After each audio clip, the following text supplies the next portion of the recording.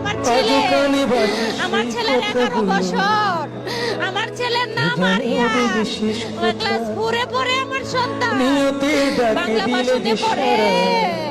আমার ছেলে সারা শরীর পুড়ে গেছে,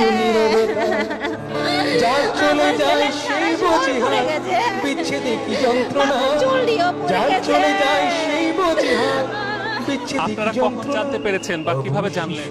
আমরা শুনছি যে স্কুলে আগুন ধরতে পারে। আমার জানলেন ছেলে উজাইয়া হসপিটালে নিয়েছে, সাথে লুকা ছিল, ওরা সবাই নিয়েছে। আমিও হসপিটালে যাইয়া দেখছি ওরে যে পানি ডালতেছে, খালি পুরা শরীর পুড়ে গেছে, প্যান্ট সহকারে পুড়ে শরীরের সাথে লাগিয়ে গেছে। আরেকজন স্বজনের সাথে